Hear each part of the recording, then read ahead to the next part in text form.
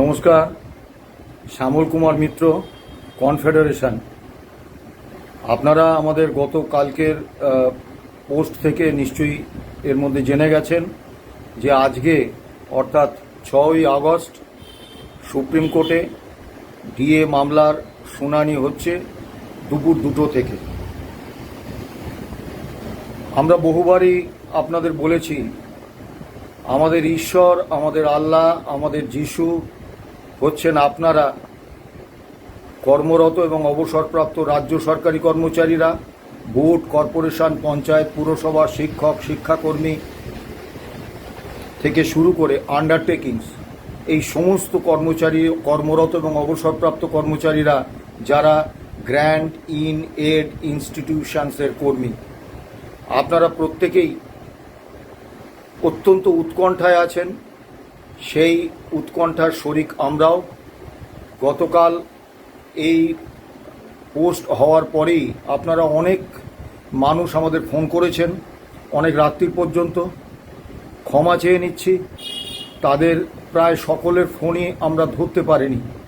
তার কারণ আমাদের প্রধান লক্ষ্য ছিল যাতে যে কোনোভাবে হোক অন্তত আমাদের আইনজীবী ফিরদৌস শামীমকে আমরা সুপ্রিম কোর্টে হাজির করতে পারি।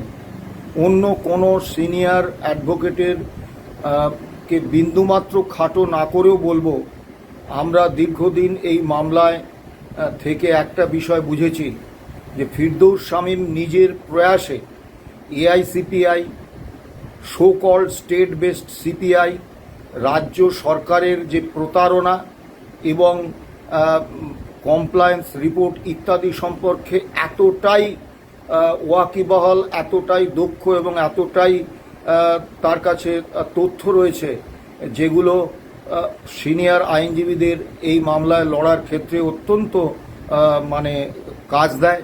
কাজে আমরা আপ্রাণ চেষ্টা করছিলাম যে কোনোভাবে হোক অন্তত ফিরদৌস শামীমকে যেন আমরা সুপ্রিম কোর্টে হাজির করতে পারি। সেটা আমরা পেরেছি। আজকে ভোরের ফ্লাইট ধরে তিনি চলে গেছেন। ওখানে আমাদের আইনজীবী রইফ রহুম আছেন, আলী রহিম আছেন, শেখর কুমার আছেন এবং কলকাতায় আজকে অনলাইনে থাকবেন সিনিয়র অ্যাডভোকেট বিকাশ রঞ্জন ভট্টাচার্য, গোপা বিশ্বাস এবং আমরাও তাদের সঙ্গে থাকব। এ বিষয়টা আমি বহুবার বলেছি যে সুপ্রিম কোর্টের কোনো সার্কিট বেঞ্চ রাজ্যগুলোতে নেই, যার ফলে আমাদের সুদূর অঞ্চল থেকে দিল্লিতে ছুটে যেতে হয় মামলা করার জন্য। মুশকিল হচ্ছে মামলার আগের দিন রাত্রে যদি আমরা জানতে পারি যে কালকে মামলা হচ্ছে, আমাদের পক্ষে খুব সমস্যা হয়। যেমন গতকালকে আমরা এই খবরটা পাওয়ার পরেই আমাদের দিল্লির আইনজীবী রইফ রহুম, সিনিয়র অ্যাডভোকেট আলী রহিম, শেখর কুমার, কলকাতার আইনজীবী সিনিয়র অ্যাডভোকেট বিকাশ রঞ্জন ভট্টাচার্য, ফিরদৌস শামীম, গোপা বিশ্বাসদের সঙ্গে